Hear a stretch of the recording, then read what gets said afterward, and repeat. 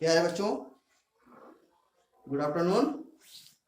मैं आप लोगों को पुनः जो है विज्ञान पदार्थ और इनका पृथक्करण, विज्ञान विषय का जो है एक जो चैप्टर था पदार्थ और इनका पृथक्करण, मैं उसमें का जो शेष बचा हुआ था उसको मैं आप लोगों को समझाने का प्रयास कर रहा हूँ, समझा रहा हूँ। उसको आप लोग कापी कलम पे नोट कीजिए और समझिए, सुनिए अच्छे तरीके से। पूरी की पूरी चीजें जो है आप लोगों को अच्छे से समझ में आ जाएगी। ब्रीफ में, एकदम संक्षेप में मैं आप लोगों को सारा कुछ समझा दूंगा। लेकिन उसके पहले आप लोग भूल जाते हैं, वीडियो को शेयर करना और कमेंट्स करना मत भूलिएगा। जो है पृथक्करण पदार्थ के बारे में मैंने पिछले वीडियो में बता दिया था कि पदार्थ किसे कहते हैं, पदार्थ के जो होता है वो शुद्ध होता है या अशुद्ध होता है, तो उसमें भी मैंने आप लोगों को पूरी बातें बताई थी। उसी का नेक्स्ट पार्ट है, ये दूसरा पार्ट है, दूसरा भाग है। और इस भाग में मैं आप लोगों को पृथक्करण के बारे में बता रहा हूं। पृथक्करण का मतलब क्या होता है, ठीक है। तो पृथक्करण का जो मतलब होता है वो होता है, वैसे शाब्दिक अर्थ कहा जाए इसका तो पृथक्करण का अर्थ होता है अलग करना। पृथक्करण का मतलब अलग करना होता है।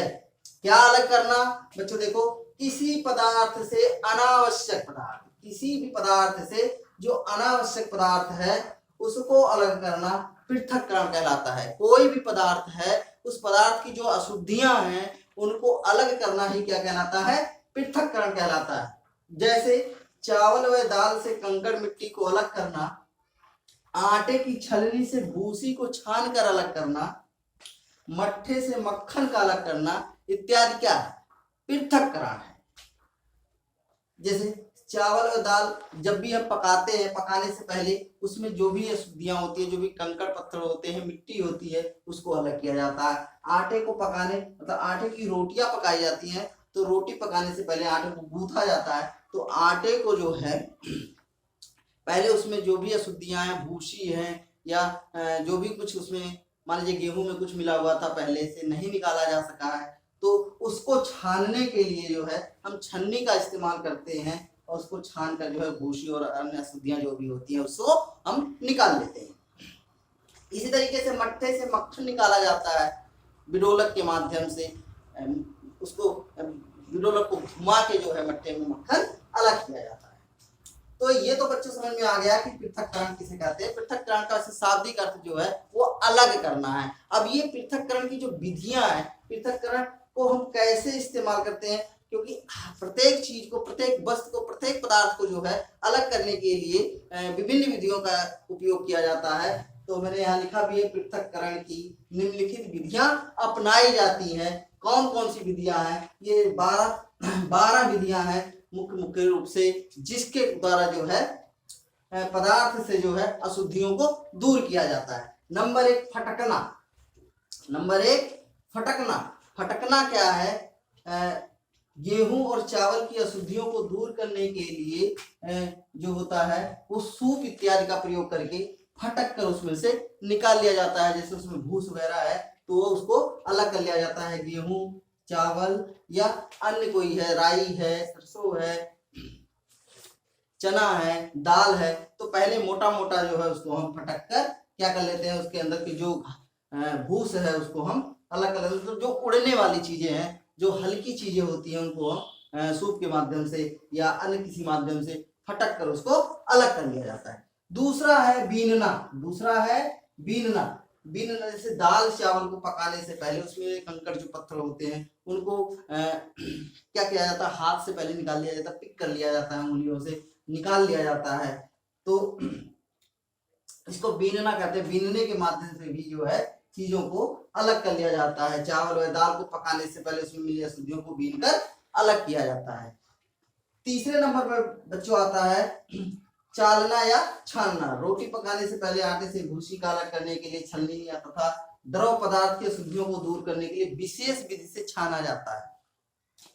आटे का तो कोई बात नहीं, आप सभी के घरों में होता है, आसानी से समझ में आएगा। लेकिन द्रव पदार्थ जो होता है, द्रव पदार्थ की भी अशुद्धियों को दूर करने के लिए विशेष प्रकार की विधि का प्रयोग किया जाता है। विशेष प्रकार की विधि में जैसे हम पाएंगे कि जो द्रव होता है वो द्रव में मान लीजिए कि कुछ मिला हुआ है तो उसको हम बारीक बजरी से पहले छानते हैं, या फिर महीन छन्नी से उसको छान के पहले मोटे मोटे अशुद्धियों को दूर कर लिया जाता है, फिर रेत के माध्यम से उसको जो है छान लिया जाता है। एक बड़े बर्तन में रेत भर लिया जाता है, उसमें पानी डाला जाता है, फिर रेत में सारी जो अशुद्धियां होती हैं वो फंस जाती हैं, बाकी जो शुद्ध जल होता है वह रेत के बाहर निकल आता है। बच्चों चौथा नंबर का है चुंबकीय पृथक्करण। चुंबक के माध्यम से चीजों को कैसे अलग किया जाता है? तो किसी भी पदार्थ में लौह पदार्थ जो मिला होता है, किसी पदार्थ में लौह पदार्थ की अशुद्धियां जो होती हैं उन अशुद्धियों को दूर करने के लिए चुंबक का प्रयोग किया जाता है। चुंबक का प्रयोग किया जाता है। जो चुंबक होता है किसी भी पदार्थ की जो लौह अशुद्धियां होती हैं उसमें से चुंबक क्या करता है, लोहे के छोटे छोटे जो कण होते हैं, लोहे के छोटे छोटे जो टुकड़े होते हैं, चुंबक उसमें से आसानी से निकाल लेता है और जो वस्तु है, जो पदार्थ है जो अशुद्ध है वह जो है शुद्ध हो जाता है। नंबर 5 है थ्रेसिंग।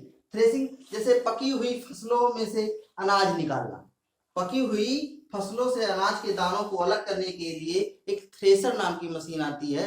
जो बच्चे किसान के घर के होंगे वो आसानी से समझ जाएंगे कि थ्रेसर में पहले फसल को जो है, फसल के डंठलों को डाला जाता है अनाज सहित, उनके बालियों सहित, और वो बाली जो है थ्रेसर जो होता है बालियों को तोड़ के अनाज अलग कर देता है और भूस उसमें जो होता है वो अलग हो जाता है।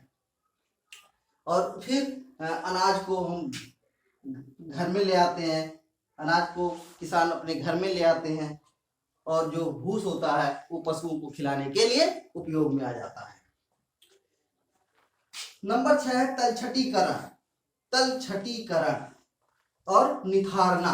तलछटीकरण और निथारना तरल पदार्थों से भारी पदार्थों को अलग करने में इस विधि का उपयोग किया जाता है। जैसे कोई द्रव पदार्थ है, तरल पदार्थ है और उसमें कुछ अशुद्धियां मिली हुई हैं, तो उस अशुद्धि को दूर करने के लिए पहले तरल पदार्थ को बहुत तेजी से हिला दिया जाता है।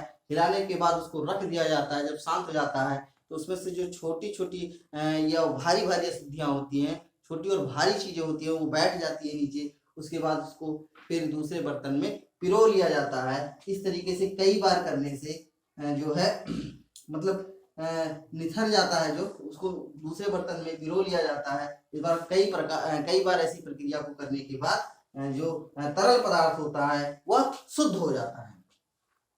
नंबर 7 है ऊर्ध्वपातन।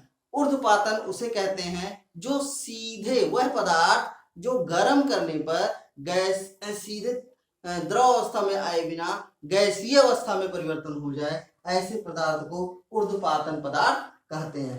तो अगर किसी पदार्थ में जो है ऊर्ध्वपातन चीजें मिली हुई हैं, ऊर्ध्वपातन वस्तुएं मिली है, ऊर्ध्वपातन पदार्थ मिला हुआ है, जैसे कपूर और नेफ्थोलीन, जैसे कपूर और नेफ्थोलीन, नौसादर हो गया, तो उस पदार्थ को गर्म कर दिया जाता है। उस पदार्थ को जब हम गर्म करते हैं तो जो ये ऊर्ध्वपातन पदार्थ होते हैं, कपूर, नेफ्थोलीन, नौसादर इत्यादि, तो वो जो है गर्म करने के बाद सीधे गैसीय अवस्था में आ जाते हैं और गैसीय अवस्था में से वो पदार्थ से गैस बनकर निकल जाते हैं, वाष्पीकृत हो जाते हैं और पदार्थ जो है हमारा शुद्ध हो जाता है। नंबर 8 है क्रिस्टलीकरण। क्रिस्टलीकरण मतलब रवे बन के जो है निकल जाती हैं अशुद्धियां। तो घुलनशील पदार्थों को गर्म करके छान कर घोल में एक छड़ी डालकर शुद्ध किया जाता है। इसमें क्या होता है बच्चों, कोई घुलनशील पदार्थ है, उसमें घुलनशील पदार्थ की अशुद्धियां मिली हैं, तो उसको हम पहले उस पदार्थ को, उस घोल को गर्म कर लिया जाता है। गर्म करने के बाद कोई ठंडी जो है लोहे की राड हो या पीतल की राड हो, तांबे की राड हो, उसमें डाल देते हैं। तो उसमें डालने के बाद जो छड़ होती है उसके चारों तरफ जो है जो भी घुलनशील पदार्थ होता है आके वह जम जाता है। इस तरीके से घोल हमारा क्या हो जाता है, शुद्ध हो जाता है। नंबर 9 है भारण। भारण में क्या है बच्चों, नदियों व तालाबों के गंदे जल में, नदियों और तालाबों का जो पानी होता है उसमें मिट्टी मिली होती है, रेत मिला होता है, इस तरीके से वो पानी गंदा होता है। उसको साफ करने के लिए जब उसमें फिटकरी मिला दी जाती है बच्चों, जब उस पानी में फिटकरी मिला दिया जाता है तो फिटकरी के कारण जो है जो भी अशुद्धियां होती हैं वो जल्दी से नीचे बैठ जाती हैं, तली में आ जाती हैं और इस बार उसके बाद जो है हम अभी बताए हैं आपको, जो है एक विधि बताए हैं आपको, तलछटीकरण और निथारना, उस विधि का उपयोग कर लिया जाता है।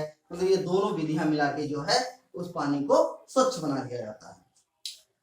नंबर 10 है आसवन।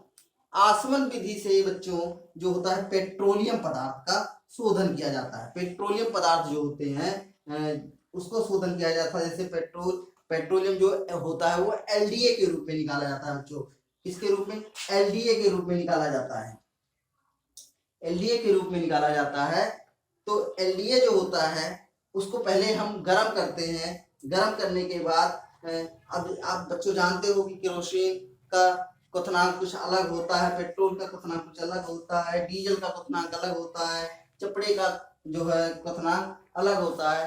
तो जैसे जैसे जो है पेट्रोलियम पदार्थ को गर्म किया जाता है, पेट्रोलियम पदार्थ जो होता है उसमें से विभिन्न तापमान पे सबसे पहले पेट्रोल उसमें से निकल जाता है, वाष्पित हो जाता है। उसके बाद जो है आपका केरोसिन वाष्पित हो जाता है। उसके बाद डीजल वाष्पित हो जाता है, उसमें से वाष्पित होकर निकल जाता है और सबको अलग अलग टैंक में जो है उसको स्टोर कर लिया जाता है, इकट्ठा कर लिया जाता है। और लास्ट में जो बचता है वो चपड़ा बचता है और इस चपड़े का उपयोग जो है हमारे सड़कों के निर्माण में किया जाता है।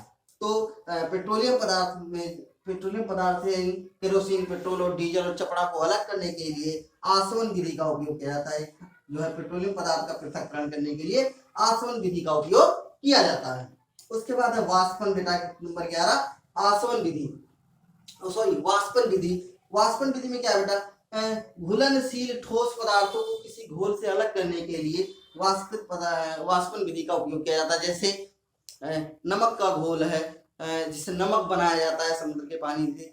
उसमें क्या किया जाता है? समुद्र का पानी जो है समुद्र के किनारे बड़े बड़े खेत बना के जो है मेड़बंडी कर दिया जाता है पानी को। पानी इसमें से सूख जाता है और नमक बच जाता है। ये विधि जो है बच्चों हम अपने घर पे भी इसका कर सकते हैं। मान लीजिए किसी पदार्थ में जो है नमक मिला हुआ है, उससे नमक अलग करना है। मान लीजिए पानी में नमक है और नमक को अलग करना है, तो पानी को गर्म करके वाष्पित कर देंगे तो बर्तन में, हमारे पात्र में जो है सिर्फ नमक की मात्रा बची रहेगी। कहने का मतलब है बच्चा कि वाष्पन विधि से घुलनशील में जो कोई ठोस पदार्थ मिला हुआ है उसको हम अलग कर सकते हैं।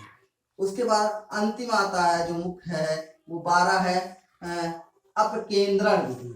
अपकेंद्रण विधि से भी पृथक्करण किया जाता है, अलग किया जाता है चीजों को। जैसे दूध व दही से क्रीम और मक्खन निकालने की जो विधि है, दूध व दही से क्रीम व मक्खन निकालने की जो विधि है वो जो है अपकेंद्रण विधि से किया जाता है। इसमें क्या किया जाता है? दूध है, बहुत बड़े बर्तन में दूध को जो है गर्म किया जाता है। गर्म करने के बाद उसमें एक बिडोलक डाल के जो है उसको बहुत तेजी से घुमाया जाता है। उसमें बिडोलक बहुत तेजी से जब घूमता है तो जो छोटे छोटे कण होते हैं क्रीम के, वह जो है उस बिडोलक पे आके चिपक जाते हैं। बिडोलक में आके जो है और बर्तन के चारों तरफ आके चिपक जाते हैं, जिससे जो है क्रीम निकल जाती है। इसी प्रकार से दही से मक्खन निकाला जाता है। दही से मक्खन निकालने के लिए जो है दही को जो है बहुत तेजी के साथ उसमें बिडोलक घुमाया जाता है, जिसके कारण जो है दही से मक्खन आसानी से निकल जाता है। तो बच्चों ये 12 विधियां हैं पृथक्करण विधि की। मैं फिर से दोहरा दूं आप लोगों को। नंबर 1 फटकना, नंबर 2 बीनना, नंबर 3 चालना या छानना, नंबर 4 चुंबकीय पृथक्करण, नंबर 5 थ्रेसिंग विधि, नंबर 6 तलछटीकरण, नंबर 7 ऊर्ध्वपातन विधि, नंबर 8 क्रिस्टलीकरण, नंबर 9 भारण, नंबर 10 आशमन और नंबर 11 वाष्पन विधि और अंतिम में जो है नंबर 12 अपकेंद्रण विधि। तो इन विधियों का उपयोग करके पदार्थों को शुद्ध किया जाता है। तो बच्चों ये विज्ञान का जो हमारा टॉपिक था पदार्थ और इनका पृथक्करण, ये आज समाप्त हुआ। अब नेक्स्ट अध्याय, दूसरे अध्याय के साथ हम फिर अगली वीडियो में मिलेंगे। तब तक के लिए धन्यवाद।